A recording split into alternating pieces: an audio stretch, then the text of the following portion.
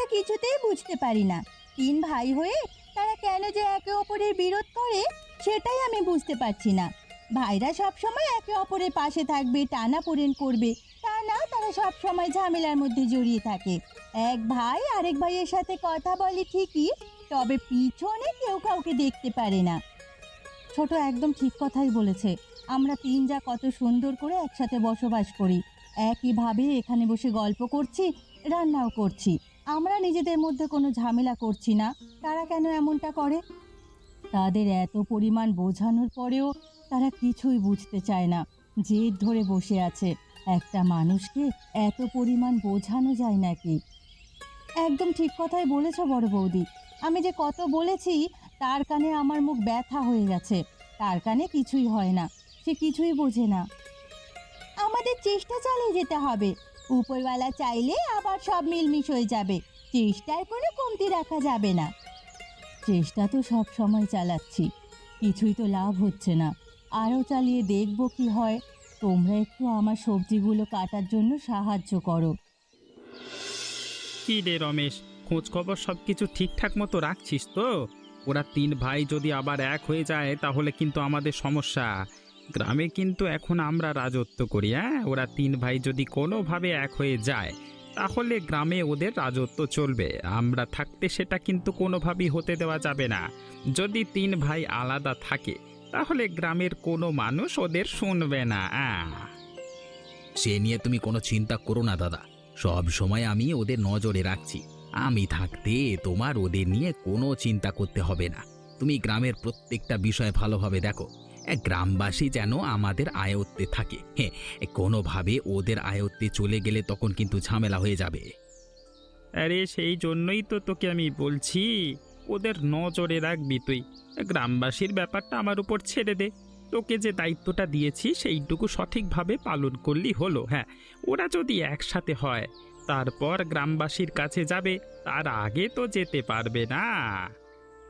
আমি সব সময় ওদের চোখে চোখে রাখছি, কে কি করছে, কার সাথে গিয়ে কথা বলছে, এগুলো খেয়াল রাখছি। তিন ভাইকে এমন করে কুপরামর্শ দিচ্ছি, কেউ কেউ দেখতেই পারবে না। তবেই কিন্তু সাবধানে কাজ করবি, ওরা যেন কোনোভাবে বুঝতে না পারে। হ্যাঁ, আরে না না, ওরা বুঝতে পারবে না। ওরা ভাবছে আমি ওদের সবাইকে সাহায্য করছি। তাহলে তো ভালোই। এইভাবেই গোপনে কাজ চালিয়ে যাব, ওরা কিচ্ছু টের পাবে না। ওদের মাথায় কাঁঠাল ভেঙে আমরা খাবো।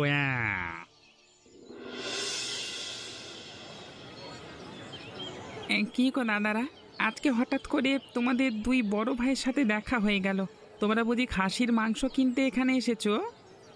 হ্যাঁ, আমরা তো মাংস কিনতে এসেছি। তুইও বুঝি মাংস খাবি? হ্যাঁ, তোরে বুঝি আজকে মাংস খানোর স্বাদ জেগেছে তোর?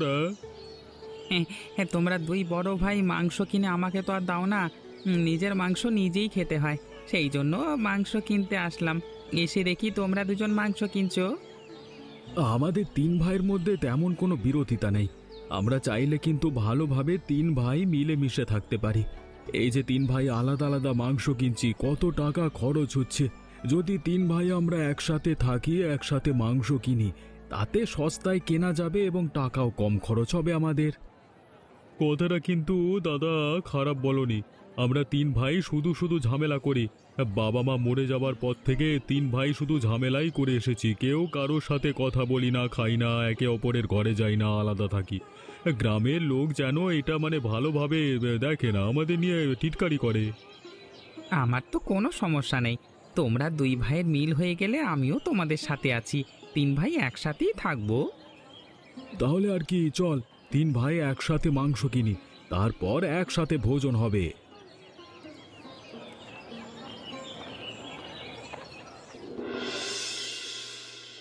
কি গো বাড়ির বউয়েরা, দেখো আমরা তিন ভাই মিলে আজকে একসাথে মাংস কিনে এনেছি। কি বলছো কি? তিন ভাই মিলে মাংস কিনে এনেছো? সত্যি বলছো নাকি মিথ্যে বলছো? কিছুই তো বুঝতে পারছি না। আরে বড় বৌদি একদম সত্যি কথাই বলছে দাদা। আমরা তিন ভাই আজকে একসাথে মাংস কিনে নিয়ে এসেছি। আমরা আমাদের মধ্যে ঝামেলা সকল কিছু বাদ দিয়ে দিয়েছি। হ্যাঁ, আমার তো বিশ্বাসই হচ্ছে না, তোমরা তিন ভাই এক হয়ে যাচ্ছ। আমার তো মনে হচ্ছে আমি স্বপ্ন দেখছি। যেটা আমরা এত চেষ্টা করেও করতে পারিনি, হঠাৎ করে তোমরা তিন ভাই মিলে সেটা কিভাবে করে ফেললে? মজা করছো না তো তোমরা আবার? আরে না না, তোমাদের সাথে মজা করছি না। এবার আমরা আমাদের আগের সবকিছু ভুলে গিয়ে নতুন করে শুরু করেছি। আরে আমাদের মধ্যে কোনো ঝামেলাই ছিল না, শুধু একে অপরকে দেখতে পারতাম না। সে বিভেদ আজকে আমরা ভুলে গেছি। বাজারে গিয়ে বাজার করবার সময় তিন ভাই আলাদা বাজার করলেও মাংস কিনবার সময় এক হয়েছি। তখনই আমরা ভেবেছি আর আমরা এমন করব না। গ্রামের লোকও আমাদের খারাপ বলে, এখন থেকে আমরা ভালোভাবে চলবো। তবে এই মাংসগুলো আজকে কিন্তু রান্না করবে না। আমরা সবাই মিলে ভেবে এসেছি দাদা আর তোমার বিবাহ বার্ষিকী পরশুদিন, সেই দিন এই মাংসগুলো রান্না হবে। কসাই নাকি শহরে চলে যাবে, এই গ্রামে আর কসাই নেই, সেই জন্য এখন নিয়ে চলে এলাম। ও আচ্ছা, এই ব্যাপার। আমাদের বিবাহ বার্ষিকী তোমরা মনে রেখেছো। যাই হোক, কোনো সমস্যা নেই। তাহলে আমরা তিন যা মিলে মাংসগুলো ঠিকঠাকভাবে রেখে দিচ্ছি। ওদিকে এক বিশাল কাণ্ড হয়ে গেছে। তোমার সাথে গুরুত্বপূর্ণ কথা আছে দাদা, সেই জন্য ছুটে আসলাম। তুই এভাবে হাঁপাচ্ছিস কেন? এই কারোর সাথে কোনো ঝামেলা হয়েছে নাকি তোর? গ্রামে এমন কোনো ব্যক্তি নেই যে আমাদের সাথে ঝামেলা করবে। কি হয়েছে আমাকে বল তো তাড়াতাড়ি। আরে দাদা না না, আমার সাথে কারো কোনো ঝামেলা হয়নি। কারো আমার সাথে ঝামেলা করবার সাহস নেই। অন্য ঘটনা ঘটেছে, সেই জন্যই আমি দৌড়ে আসলাম, হাঁপিয়ে গেছি তো। কি হয়েছে তুই সবটা আমাকে খুলে বল, না হলে বুঝতে পারবো কিভাবে, বলতো ভাই। গ্রামবাসীর মুখে শুনে আসলাম তিন ভাই নাকি এক হয়ে গেছে। তিন ভাই মিলে নাকি আজকে কসাইয়ের দোকান থেকে মাংস কিনে এনেছে। সেই মাংস নাকি তিন ভাই মিলে আবার একসাথে খাবে। তার মানে তাদের আবার মিল হয়ে যাবে। তিন ভাই মিলে এক কড়াইতে মাংস রান্না, মানে তিন ভাইয়ের মিল হয়ে যাওয়া? তোকে এত করে বলেছি ওদের মধ্যে ঝামেলা তৈরি করে দিবি রে তোকে। ওরে বাবা, কিভাবে তিন ভাই মিলে গেল? তুই কি কোনো কিছু দেখিস না? যা হয়েছে তা নিয়ে চেঁচামেচি করে কোনো কাজ হবে না। আমাদের এখন উচিত ওদেরকে কুপরামর্শ দেওয়া, তাহলে দেখা যাবে তিন ভাই এক হতে পারবে না। আচ্ছা ঠিক আছে, চল চল, এখন সেটাই করতে হবে। না হলে গ্রামে আধিপত্য নিয়ে টিকে থাকা আমাদের জন্য মুশকিল হয়ে যাবে। কি গো ভোলানাথ দা, রমেশ দা, কি অবস্থা তোমাদের? কেমন আছো তোমরা? আমি মনে মনে তোমাদেরকেই তো খুঁজছিলাম আমি। আমরা তো আরো তোকে খুঁজছিলাম রে। তুই কেন আমাদের খুঁজছিলি সেটা বলতো। অনেকদিন পর আমাদের তিন ভাইয়ের মধ্যে মিল হতে শুরু করেছে। পরশুদিন সুকান্তদার এবং বড় বৌদির বিবাহ বার্ষিকী। সেখানে আমরা এক কড়াই মাংস রান্নার আয়োজন করেছি। গ্রামের সবাইকে সেখানে দাওয়াত করেছি। সেই জন্য তোমাদের খুঁজছিলাম দাওয়াত করবার জন্য। তোমরা আমাকে খুঁজছিলে কেন সেটা বলো। এই না না, এটা বলা ঠিক হবে না। তোমরা তিন ভাই যেহেতু মিলেমিশে থাকছো, মানে হয়ে গেছে তোমাদের মধ্যে আর কি সম্পর্ক, ঠিক না বলাই ভালো। বলো দাদা, হ্যাঁ আমরা চলি, চলো। হ্যাঁ আরে এভাবে কথা বলছো কেন? তোমরা তো আমার আপন লোক। তোমরাই তো আমাকে সব সময় পরামর্শ দাও কি করতে, মানে কি বলতে চাইছো সেটা বলো দেখি। তোমরা তিন ভাই যে মিলেমিশে যাচ্ছ, তুমি তো সবার ছোট। এরপর দেখা যাবে তোমার বড় দুই ভাই তোমাকে ঠকাচ্ছে। তাদের কথা মতো তোমার চলাফেরা করতে হবে, নিজের ইচ্ছে মতো কিছুই করতে পারবে না। জমি জমার ভাগ কেড়ে নিয়ে নেয় কিনা কে জানে। এসব কথা এমনিতে এখন বলা উচিত নয়, তবে তুমি আমাদের কাছের মানুষ, সেই জন্যই তোমাকে বললাম। তোমরা তো ঠিক কথাই বলেছ। আচ্ছা দাঁড়াও, দেখি কি করা যায়। দাদা, কাজ শেষ, চলো এবার বাকিটা পরে দেখে নেব। কাজ এখনো শেষ হয়নি রে। তুই ভালোভাবে পাহারা দিবি, নতুন করে গন্ডগোল লাগাবি। আমি বাড়িতে যাই, হ্যাঁ? ভালোভাবে কাজ করবি কিন্তু। আচ্ছা ঠিক আছে। কি হলো? তুমি এইভাবে আমাকে টেনে হিঁচড়ে ঘরের মধ্যে নিয়ে আসলে কেন? ওদিকে আমার কত কাজ পড়ে আছে। তোমার সাথে এই নাটক এখন আমি করতে পারবো না। আমাকে ছাড়ো বলছি, কাজ কাম রেখে এসেছি। আহা, তুমি এমন করছো কেন? তোমার সাথে আমার কিছু গুরুত্বপূর্ণ কথা আছে, সেগুলো বলবার জন্যই তো তোমাকে এভাবে ঘরে ডেকে নিয়ে আসলাম। সবার সামনে কি সব কথা বলা যায় নাকি? তুমি তো কিছুই বুঝতে পারো না। এত করে তোমাকে ইশারা দিচ্ছিলাম, তাও তো তুমি আমার কথা শুনলে না। এই জন্যই তো তোমাকে টেনে হিঁচড়ে এখানে নিয়ে আসতে হলো। কথা বলার জন্য এভাবে টেনে হিঁচড়ে নিয়ে আসতে হয় নাকি? তুমি তো আমাকে সরাসরি বলতে পারতে, তোমার সাথে কিছু কথা আছে, এদিকে এসো। তাহলে আমি চলে আসতাম। দাদা বৌদিরা কি ভাবলো বলো তো? কে কি ভাবলো সেটা বড় বিষয় না। আমি যেটা বলছি তোমার কাছে সেটাই এখন সবচেয়ে বড় বিষয়। আচ্ছা ঠিক আছে, বলো বাবা, কি এমন তোমার গুরুত্বপূর্ণ কথা যেটা বলতে চাচ্ছ? দাদাদের সাথে মিলে যাওয়াটা ভালো হবে না। আমি এ বাড়ির সবার চেয়ে ছোট, তারা ফন্দি করে আমার জমি জমা হাতিয়ে নেবে। এটা তো তুমি গুরুত্বপূর্ণ কথাই বলেছো। তুমি সবার ছোট, তোমাকে তো ঠকাতেই পারে। কোনোভাবেই আমাদের এক হওয়া উচিত হবে না। যে কোনোভাবে একটা ঝামেলা করতে হবে। কালকে রান্না বান্না নিয়ে একটা ঝামেলা লাগবে। হ্যাঁ, আচ্ছা ঠিক আছে, তুমি চিন্তা করো না, আমি আমার কাজ করব, বাকিটা তুমি সামলে নিও। আচ্ছা আচ্ছা, ঠিক আছে ঠিক আছে, আমি সামলে নেব। এখন তুমি তোমার কাজে যাও। হ্যাঁ,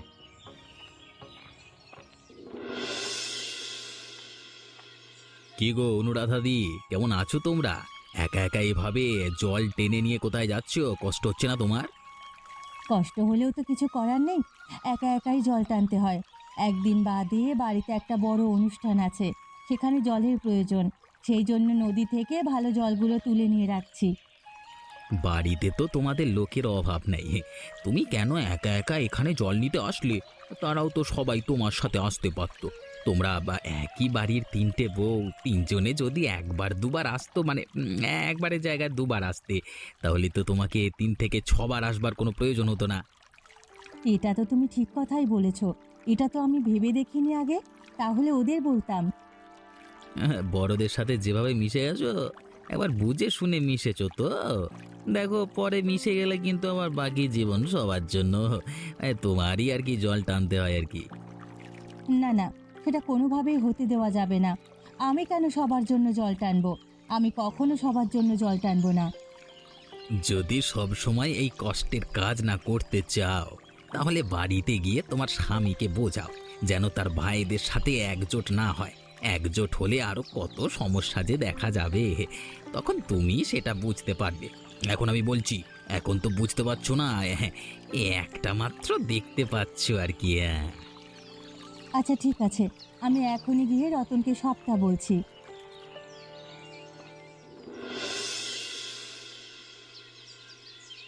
কি গো, তুমি এভাবে মুখ কালো করে এখানে বসে আছো কেন?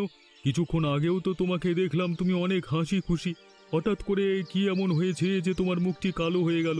কেউ কি তোমাকে কিছু বলেছে? কেউ কিছু বললে আমাকে বলো, আমি দেখে নিচ্ছি। আরে তুমি মুখ গোমড়া করলে তোমার মোটেও ভালো লাগে না আমার। আমরা এতদিন আলাদা আলাদা ছিলাম, সেটাই সবচেয়ে ভালো ছিল।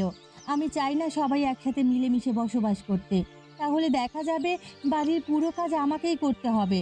ছোট বড় কেউই কাজ করবে না, সব কাজ আমার মাথার ওপর পড়বে। তোমারও এ বাড়িতে কোনো দাম থাকবে না। এই বাড়িতে থাকার চেয়ে না থাকাই ভালো। আমি এ বাড়ি ছেড়ে আজই চলে যাব। এসব তুমি কি বলছো? আমি থাকতে বাড়িতে তোমার তো কোনো ঝামেলা হবে না। সব কিছু আমি সামলে নেব, তুমি কোনো চিন্তা করো না। তখন আমাকে বলবে একটু মানিয়ে নাও, তা আমি আগেই বলে দিচ্ছি পারবো না। এখনই আমি এ বাড়ি ছেড়ে চলে যাচ্ছি, তুমি মানিয়ে নিও। সেদিন দাদার বিবাহ বার্ষিকী, আরে এখন যদি এখানে একটা ঝামেলা করি, তাহলে তো সেটা ভালো দেখায় না, আমার উপরে সকল দোষ পড়বে। কি করবে সেটা তুমি ভেবে দেখো। আমি কিন্তু এ বাড়িতে থাকবো না, চলে যাব বলে দিচ্ছি শেষবারের মতো। আচ্ছা ঠিক আছে, দেখো একটা ঝামেলা লাগানো যায় কিনা দেখো। কালকে আবার একটু বাজারে যেতে হবে দাদাদের সাথে, বাড়িতে একটা ঝামেলা লাগবে। আমরা এসে তখন আরও সব কিছু আলাদা করে ফেলবো ঝগড়া করে, ঠিক আছে? আচ্ছা ঠিক আছে, মনে থাকে যেন। আচ্ছা ঠিক আছে, মনে থাকবে। এখন একটু হাসো তো দেখি। কিরে, কেমন অনুভূতি হচ্ছে তোদের দুজনের? এতদিন পর সবাই একসাথে এক জায়গায় খেতে বসতে পারবো, আনন্দ ফুর্তি করতে পারবো, সেটা ভেবে আমার তো অনেক ভালো লাগছে। তোরা দুজনে এমন মুখ গোমড়া করে বসে আছিস কেন? কিছু হয়েছে নাকি তোদের? বড় বৌদি, তোমার সাথে একটা কথা ছিল, আর সে কথাটা খুবই গুরুত্বপূর্ণ। আমারও কিছু কথা আছে, তোমাকে বলবো বড় বৌদি, আর তোমার শুনতে হবে। আচ্ছা ঠিক আছে, একে একে বল, দুজনে বললে তো আর শুনতে পারবো না।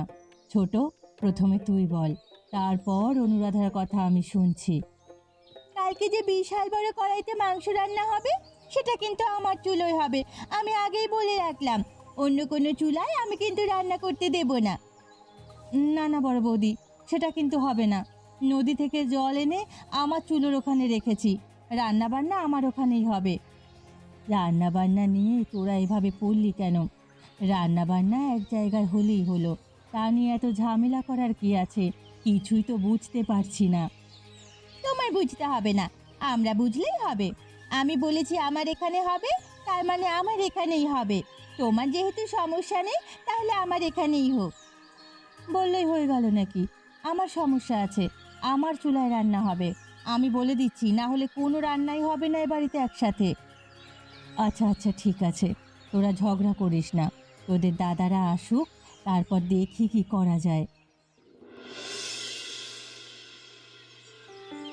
কি নিয়ে তোমরা এত ঝামেলা করছো সেটা আমাকে বলো, আমি দেখি সমাধান করতে পারি কিনা। আমি কষ্ট করে নদী থেকে জল তুলেছি, আমি চাচ্ছি আমার ওখানটায় রান্না হবে। আমি এবারই ছোট বউ, আমি চাই আমার চুলায় রান্না হোক। সবাইকে আমি নিজে হাতে রান্না করে খাওয়াবো। আমার কোনো সমস্যা নেই, যেখানেই রান্না হোক না কেন, আমার তাতে কি। ওরা যে কেন রান্না বান্না নিয়ে চুলোচুলি নিয়ে ঝামেলা করছে, সেটাই তো আমি বুঝতে পারছি না। সামান্য একটা ব্যাপার নিয়ে তোমরা দুজন এমন করছো কেন সেটা কি আমি জানতে পারি? সামান্য ব্যাপার হলে আমার ওখানে রান্না হোক না, সমস্যা কোথায় সেটা বলুন তো। আমি এত কষ্ট করেছি, আমি চাই আমার ওখানটায় রান্না হবে। আমি এবারের মেজো বউ, আমার কথার কি কোনো দাম নেই নাকি? অনেক হয়েছে তোমাদের কথা, আমি শুনেছি। তোমাদের কারোর কথায় আমি রাখতে পারবো না। রান্না হবে আমাদের চুলায়।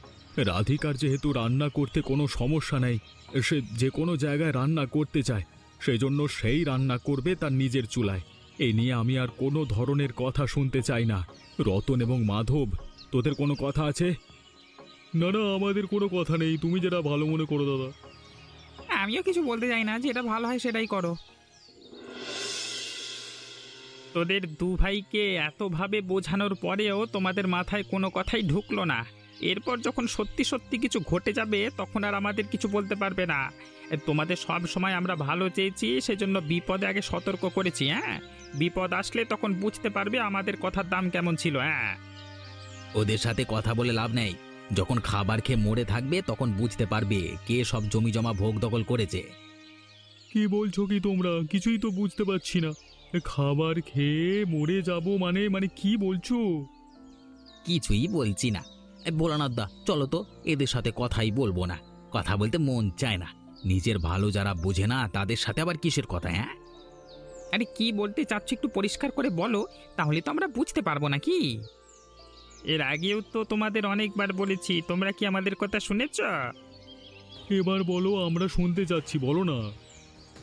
আমাদের কাছে খবর আছে তোমার বড় ভাই এবং তার বউ মিলে ষড়যন্ত্র করছেন। হ্যাঁ, মাংস খাইয়ে তোমাদের হত্যা করবে। এখন তোমরা যদি সে মাংস খেতে চাও তাহলে খাও, আমাদের কোনো সমস্যা নেই। হ্যাঁ, আমরা তোমাদের সাহায্য করেছি, আমাদের কথা আবার কিছু বলো না। হ্যাঁ? তোমাদের কথা কিছু বলবো না। তোমাদের দুজনকে ধন্যবাদ গো। কাবেরী, কাবেরী, তুমি এ খাবার খাবে না। এ খাবারে বিষ মেশানো আছে। বড়দাদা এবং বড় বৌদি দুজনে ইচ্ছে করে আমাদের সবার খাবারে বিষ মাখিয়ে দিয়েছে। এই খাবার খেলে আমরা মরে যাব। পরে তারা আমাদের জমি জমা দখল করবে, কোনোভাবেই এই খাবার মুখে দেবে না। এই চলো চলো এখান থেকে, এদের সাথে চিরজীবনের জন্য কথা বন্ধ করে দিলাম, চলো। আরে তুমি এখানে কেন বসে আছো? তাড়াতাড়ি উঠে এসো অনুরাধা। আমরা খবর শুনে গেছি সবটা। সুকান্তদা রাধিকা বৌদি দুজনে পরিকল্পনা করে আমাদের হটাতে চাইছে, মারতে চাইছে। আমাদের দুই ভাইকে মেরে সকল সম্পত্তি তারা হাতিয়ে নেবে। কিন্তু আমরা তো সত্যিটা জেনে গেছি, এখন কোনোভাবেই তা সম্ভব নয়। এদের সাথে আমাদের আর কোনো সম্পর্ক নেই। চলো চলো চলো। আমি আগেই এমনটা বুঝতে পেরেছিলাম, তারা আমাদের সাথে এমন বিশ্বাসঘাতকতা করবে। এখানে থাকার আর কোনো মানে হয় না, চিরজীবনের জন্য তাদের ভুলে গেলাম। তোমরা কি সব বলছো? আমি তো কিছুই বুঝতে পারছি না। কি কি বলছিস তোরা? এখন তোমার কিছুই বুঝতে হবে না, সবই আমরা জেনে গেছি। তোমাদের সাথে এক জায়গায় বসিয়ে মাংস খাওয়ার স্বাদ আমাদের মিটে গেছে। আমরা আর কোনো ধরনের মাংস খেতে চাই না। হ্যাঁ, নিশ্চয়ই তোমাদের কোনো ভুল হচ্ছে, কেউ তোমাদের ভুল বোঝাচ্ছে। আমরা মাংসে কোনো ধরনের বিষ দিইনি।